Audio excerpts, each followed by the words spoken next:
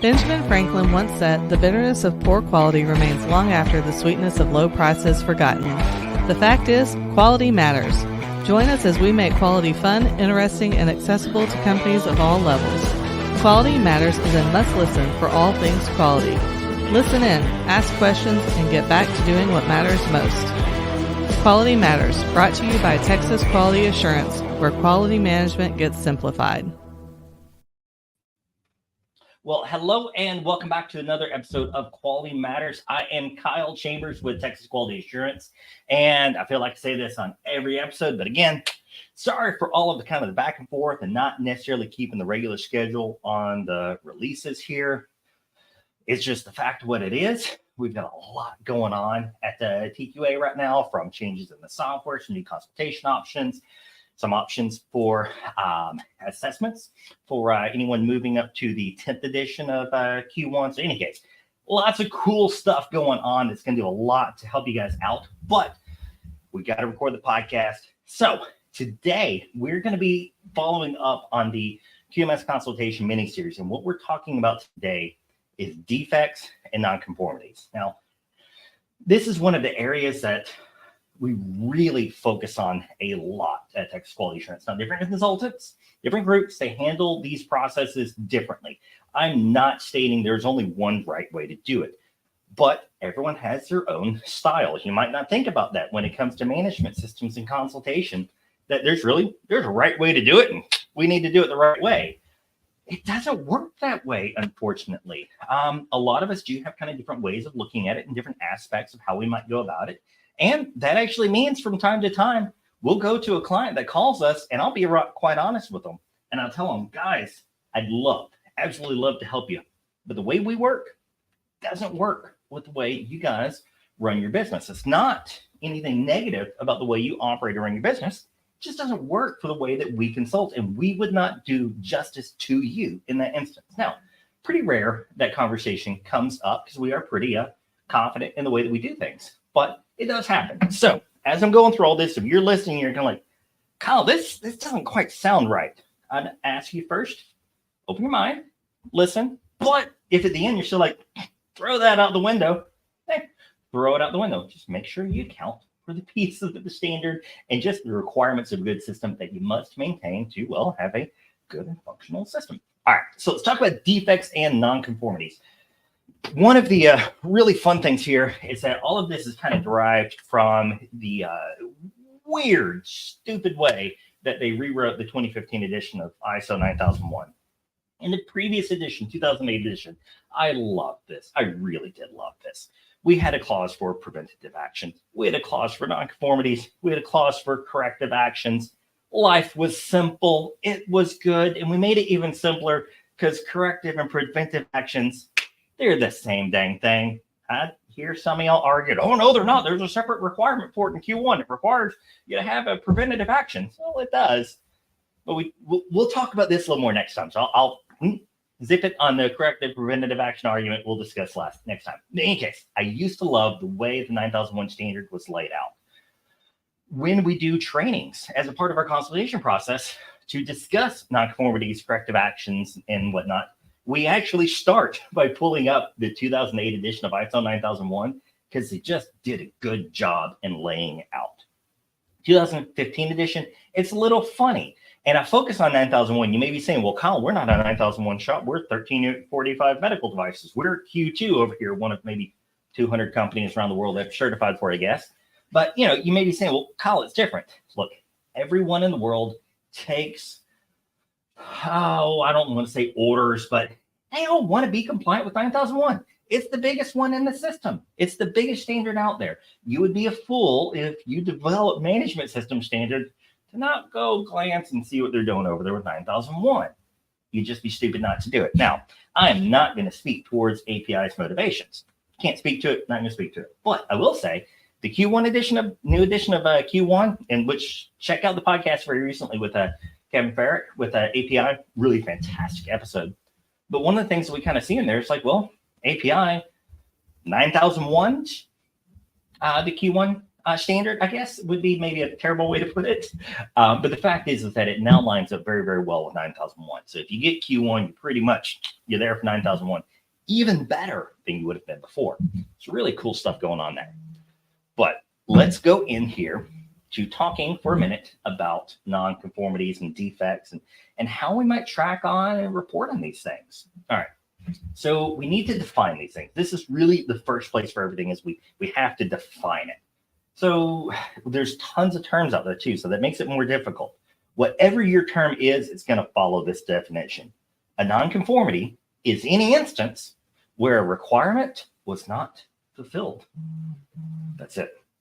So a defect is just another variation of a nonconformity. A customer complaint is another version of a nonconformity. A missed delivery, another version of a nonconformity. We did a project years ago, and I remember they had come up with a brand new term because they had certain criteria for issuing a nonconformance report, but then they also wanted to track ones where they didn't do anything about it. They just said, hey, it's here, leave as is, track it. And they called them, what was that term? It was undesirable effects log. And so they wanted to figure out how they could track the undesirable effects log, the nonconformance log, the defect log, the nonconforming material log. There were others that I can't even remember anymore. And I'm just staring at it. I'm like, I am so confused about what's going on here. Why do we have so many logs to track nonconformities? And it's because each of these were different types of nonconformities. Okay, I get it. The problem was they had very vastly different controls in place for them and when you would report it and when you wouldn't report it. And they were even getting ready to add another lower tier log for the undesirable effects log, to other stuff that could be an undesirable effects, which is effectively a risk register. So they were trying to come up with all of these solutions without ever actually looking at a standard. So on one hand, while I'm looking at it, I'm just really horribly confused about what's going on here, why it's so complicated.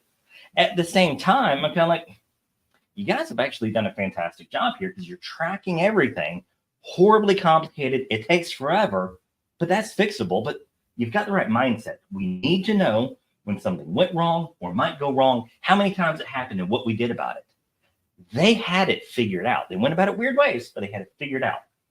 So we simplify things at Texas Quality Assurance a whole freaking lot here because for small businesses, which is primarily who we work with, you don't have the payroll for someone to sit there and fill out checkboxes and reports and dashboards all day long just to say how well you're conforming and all of these different aspects of the business. Most small businesses don't have 20, 30, 40, 100 KPIs and this massive dashboard with the red, green, orange, yellow checkboxes all over it. Some of them, y'all are pretty cool. You got some cool IT guys there. Y'all are awesome. But the rest of us, we struggle. Even me, I'm a computer geek. I'm still trying to create those dashboards for myself. All right. So we want to make it simple. One of the reasons I focus so much, and I'm giving so much background on here before I even give you any meaningful content, is the key way that we track monitoring and measuring of your management system, which is the one that really gets time consuming and cost prohibitive to do, is we track that with our non-conformance reporting.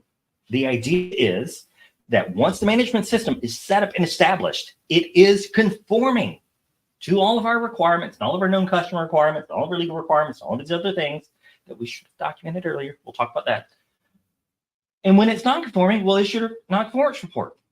That's the assumption we have to make. So with everything else that's going on as you're listening, know that that is the background assumption for everything I'm talking about. So we really, really, really strongly advise folks to utilize their non-conformance reporting system. Now, you may have any number of different softwares in place, maybe multiple softwares, maybe no software. Maybe you're still on carbon paper, who knows? But we've got to track when something goes wrong. So we've got to identify what are those defects, one of those defect types. Now, the way we recommend folks to do it is rather than creating multiple forms, multiple lists, we try to do everything all in one single form as best as possible. Inevitably, half our consultation projects we work on, we wind up tracking some non-conformities through a different system, but I'll get there. So just don't think that I'm saying everything has to be in one. It's just desirable to be in one. Who wants to go to two places to find your data? No one. We all go to one spot. Make it easy for yourself. All right. So a single non-conformance report form can be used for a lot. The first thing we do, I'll tell you a little bit about, is when we do non-conformance reports, we track them by NCR type. Is this an internal NCR, meaning it's our issue, we found it, we addressed it? It's an external NCR. It came from a supplier. Maybe it came from an external auditor. Who knows where it came from? It came from some other location. They identified the problem, and we had to deal with it. Okay, external NCR. And we have another type of external NCR, a third type of NCR called customer identified. This effectively becomes our customer complaint log. All right. Now, because really, anytime a customer is upset, is that not a non-conformity? Maybe it's not. That's non-conformity. Aren't we required to keep our customers satisfied? I mean, maybe just a little bit. Otherwise, we don't have a business. So, if our customer is dissatisfied, we want to track it. I suggest tracking it as non-conformance report. Now, you may be saying, well, call it non-conformance reports for this, that, and the other. Non-conformance report, it's whatever you want it to be for. So, we've got this one non-conformance report. Now, all of a sudden, goes from 3 different reports, maybe 4 or 5. So we've got our internal one, we've got our external one for auditors, we've got external one for suppliers, and we've got our customers one. Man, I just killed 4 logs with one. Whew, I'm having a good day today. Next thing we do, we track everything by what we call defect codes. We do cascading defect codes. And yes, I'm giving away the secret sauce. Go for it. Do it on your own. If you don't want to do it on your own, you're like, oh, this is going to take so much time to set up. TQA Cloud, $100 a month, 3 users, get going real quick, easy, nice, good to go. If you don't want to use it, hey, create your own. Give me the secret sauce. All right, TQA Cloud. So we track our tier 1 defect codes. Typically, we go for about 8 to 10 tier 1 defect codes. Now, these are pretty simple type things. So let's say that we might normally have a material review board, and we're going to move all the materials into quarantine. We're going to have to do such and such assessments, and then we'll make the disposition. Are we scrapping it? Are we reworking it? Are we downgrading it? Are we accepting it? Are we taking concession from the customer? Who knows? All sorts of stuff can happen there. That's why we document these things. All right. So you've got a defect code for your material review board. And then you have a second tier defect code, cascading defect codes. And maybe you've got 4 or 5 up to 10 codes in there as well. But this is going to really allow you to identify what type issue was this. All right. Furthermore, the disposition. We just had one customer request it. Pretty cool idea, I think. We learned most of our cool secrets working with you guys. Y'all have all the cool ideas. We just put the solutions in place sometimes. All right, so this is pretty cool. So they wanted to track, basically use this for their RMA system. I'm like, well, fantastic. So we went ahead and added the necessary disposition codes in there so that they could use this to track how many RMAs they had.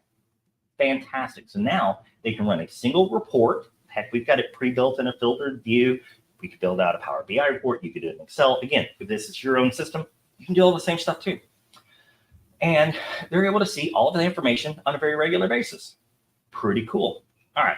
So that's the basics of non-conformance reporting. You can make this form as elaborate or simple as you want. You can have conditionals that if it's this, then these fields need to be filled out. If it's not that, then these are empty and NA, whatever. You want to make it work for you, and you want to minimize the number of logs for data you have. The reason you want to minimize logs is pretty simple. Most of the people completing a non-conformance report, the ones that we actually really want to be reported on, are probably out in the shop. Maybe they're out in the field. But either way, they're not keen about having to make it. They already had a problem to deal with. They're already dealing with a problem. And now you're going to ask them to go find the list of all of the logs and then figure out which log this goes to, even though it's a small decision. We're all afflicted by decision fatigue these days. Staring at these screens all day? Yeah, it's decision fatigue. Remove that decision from them. Just have them enter in the report and fill out information one field at a time. We're all used to and accustomed to doing that. All right. Another reason sometimes we have to have 2 systems for non-conformance reporting. You may be saying, well, Kyle, you're a software developer. Can't you just do one system for everything? I really, really wish I could. I really wish I could, but unfortunately we can't. Not in all situations. So another example that we've recently run into, and we've run into this situation before as well, is we've got a fairly automated production line. If you've got a fairly automated production line, the fact is that your production software is probably tracking and accounting for the defects it finds. Let's say it's running through some sort of an automated inspection process or a hybrid inspection process, or even a person just doing an inspection with a checkboard or a scanner. Like, we still have to track when they found something wrong. So let's say you're taking measurements at the end of the line. Maybe you're doing 100% inspection, which is silly sometimes. Maybe you're doing a sample check, whatever it is. Each time you find something that's not conforming in an official inspection, the standard doesn't say you have to, but common sense says you should document that as a non-conformance report. Now, I have had this argument, and you might be asking yourself here as well, well, Kyle, they checked it and they caught it before it got out the door. It's technically not non-conforming. It is technically not an external non-conformance. Do you really want, and then I'll ask the folks, is it really, truly your desire that your inspector is finding things wrong? Or is it your desire that you're pissed off you're paying your inspector who never finds anything? I'd probably rather be pissed off at my inspector than never finds anything, because the production process doesn't generate errors. But we can't know how close we are to that goal unless we check at final inspection. Now, you may have multiple other inspection processes going on. In any case, that is your role as a manager to decide, is there value in how many times a nonconformity occurred in this situation? Could we reduce cost, reduce defects, increase satisfaction, blah, blah, blah, if we reduce defects at this bottleneck? Oftentimes the answer there is yes. Not always. Sometimes it's cost prohibitive to do it. Sometimes it's not. I have seen once where companies said, we don't need that inspection anymore. This was actually years before I branched off and started doing the consulting work, but we were working with a heat treat company, and they had done that. They had said, no, we're no longer doing this inspection after XYZ stage. And then after XYZ stage, they quit doing the inspection because they never had nonconformities occur. The moment they removed that inspection step, I say the moment, probably, oh my gosh, it's been a long time. Maybe within about a month, 6 weeks, we started having problems with our heat treats. And we're like, why are we having problems? These guys are flawless. The inspection step they removed, they never found problems there. The simple fact of an inspector being there ensured that the guys ahead in the process, I say guys generically, they didn't do the work to the same quality they would because they weren't being observed. Sometimes the active observation is all it takes, but active observation is no good if we cannot collect the data from it. So your non-conformance reporting process is huge for data collection. Now, again, it may be that your data comes in two sources. Fine if it comes in two sources. It just means you have to decide ahead of time how I'm going to review data from this source, how I'm going to review data from this source. What is the purpose of this source? What is the purpose of this source? All right. So if you are in that scenario where your production management system, whatever it is what tracks your nonconformities, I'm sure you get some sort of a report from it, an Excel report, how many you had, what was done about it. Fantastic. That's reporting we want. We want to make sure that our procedure for our control of nonconforming reporting states our software tracks this type of data. Don't get down to the individual field that's tracked unless you really care about that field of data.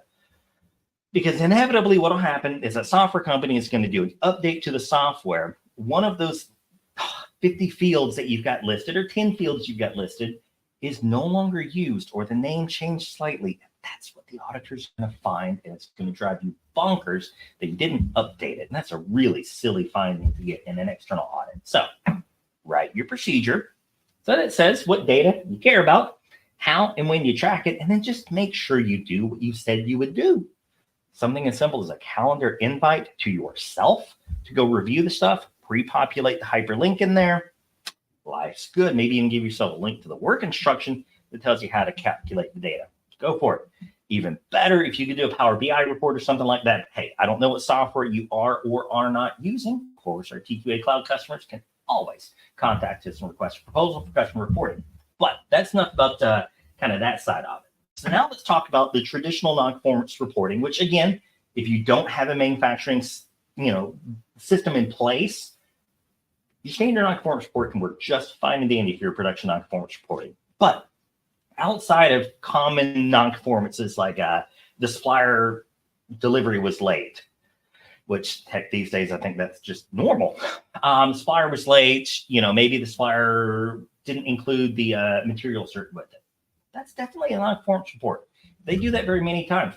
They do that very many times. You want to issue a corrective action on it, and you want to make sure that they get it resolved. All right. Or another one might be that, we had a customer return. Okay. We had a customer complain about the delivery, or maybe a customer complained about the lack of professionalism from an employee while on site. We've seen that recently as well. So whatever it is, we're going to document these as non-conformance report. I had an instance years ago. I've probably told this story on the podcast a few times. It's just a really great example. The accounting, I can't even remember what her official title was. In any case, she's the one that ran AR, AP basically for us. Small company. You get a small handful of folks that handle that job, all of the accounting paperwork type jobs. Bigger company, she probably did the job of 5 or 6 people. So she was legitimately busy and stressed. Totally get it. And she's dealing with a bunch of knuckleheads from the shop. I include myself in that. Knucklehead doesn't mean you're dumb, it just means you're stubborn. And so she's dealing with a lot of knuckleheads from the shop, and none of us are completing our purchase order requisitions properly. Not a one of us. We're turning them in halfway filled out, or we're putting the information we think she needs in there, but it's not really what she needs. All right. So this has been going on for a long time. There's lots of frustration. People are really mad about it. People started buying stuff on their own personal credit card and turning in an expense report to avoid dealing with her. And that really started causing problems for me, because some of the stuff, they're buying paint, they're buying solvents and stuff like that. Like, I have to have the MSDSs. I have to have it. And it was MSDS at this time. It wasn't SDS yet. And I had set up an alert in our accounting system so that anytime something was purchased that matched one of these categories, I get an email alert. But if they're purchasing on a credit card and expensing it, they bypassed all my controls. I was up a creek. So what I did is I just sat down with her. I said, hey, what's going on? We talked about it, and she's going back and forth about what she needs and how no one ever gets it to her. I was like, okay, cool. So we developed a new form, just an Excel form. That's it. Nothing terribly fancy, but just an Excel form that had all the information she needed on it. We even put the little tips and the little hint bar. How you can do like the little yellow box on it there. I don't think anyone does that anymore, but it's still pretty popular then. And little tips on there about how to fill out the form. And because no one ever emailed it to the right location, some of them would email it to her or whoever else, put a little teeny tiny bit of code in there. You can just Google it to find out how to do it. And a little button so that when they click that button, it automatically save that file as a PDF and email it to the right location. Pretty cool. So what I told her is I said, after we get this form created, you're going to train everyone on it. You're going to tell them how to do it. We did a toolbox talk on it. Told them how to use the new form. We documented they were trained on it. Then I told her, I said, for the next 2 weeks, every time someone screws up in any way, big or small, just document it with a non-conformance report. Now, her first reaction, she was a nice person, was, well, I don't want to get anyone in trouble. I'm like, you're not getting anyone in trouble. You're not even putting their name on it, on the non-conformance report. You're just stating purchase order request from this department, submitted this day with this problem.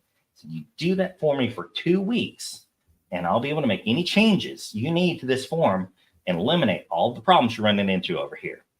And she agreed. She did it. And sure enough, that was it. I think we had she filled out like, oh gosh, I can't remember, maybe 5, not more than 10 non-conformance reports in that period of time.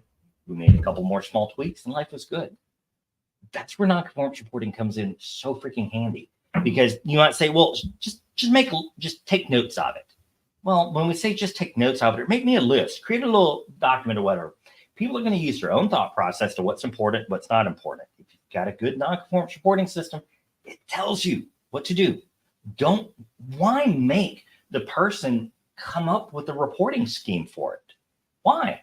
Why not just have them use an existing tool? Again, we want to remove the number of times that people have to make a decision in their daily lives. And I'm not saying, again, that people can't make good decisions. I'm saying we're bombarded with too many freaking decisions to make. And non-conformance reporting should not be one of them, because what happens every single time we make it complex, people quit reporting. And that's terrible. We cannot make improvements if we don't know our problems. And I've said that before, and the immediate response back, generally probably from a sales manager or ops manager, is, well, we have our regular meetings and we discuss things that come up. And we know what our customers say and we know what's going through them. We know our shop, we know our business, we know it real well, and we're real proud of it. And I'm like, that is fantastic. I love it. That is awesome. Not everyone has that dedication. Now, please, and I'll just follow up with that, please tell me the last 10 instances that a supplier was late for delivery and it had an impact on your production system, and who's the supplier that's most notorious for doing that? And you get a lot of uhs, and then 3 or 4 different supplier names shot out.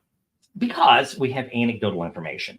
I remember the 3 times that this really screwed me up, but in my mind, it happened 50 times. Same thing in Christmas. I think I've used this example on the podcast as well. How many times in Christmas have you said, we always, every year, but then you actually sit back and analyze it? I was guilty of this very recently, because not that it ever snowed a lot on Christmas. We live in Texas. Come on, you don't get snow on Christmas. But there's a couple of years that it was like icy and whatnot. And, I remember once I said, yeah, we used to go over my pawpaws, and every year we blah, blah, blah, blah, blah, when it iced over. And I'm like, I think that happened twice. That's not an always thing.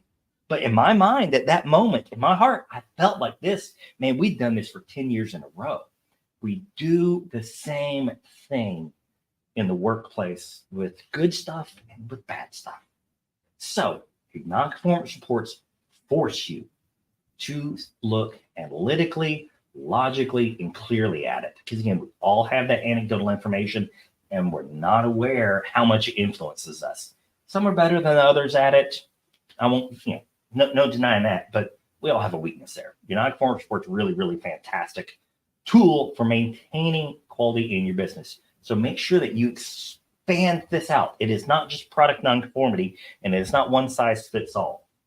Last little thing I'll throw in here for you is we've run into instances where on the shop floor, especially depending on the type of work you do, guys' hands are greasy, they're dirty, they're nasty. Especially, you don't really want to pick up a phone or a tablet. Oh, you see the yellow there. It's telling me I need to hurry up and keep talking. Again, why should I have to make a decision if something else can make it for me? They're not real keen on picking up a laptop to enter in a non-conformance report electronically. And yeah, we could have them fill out the paper form, but man, that feels like kind of a little bit of waste, because we got to have the whole paper form, and they're not going to fill out everything on it yet because they only know half the information right now. So make yourself a red card. Seriously, ask yourself, what are the 5 fields that I want a guy in the shop to fill out, or a guy in the field, or jumping off the forklift, or whatever? What are the 5 fields that I want him to fill in every time? Every time I got to have this information. Make yourself a little red card.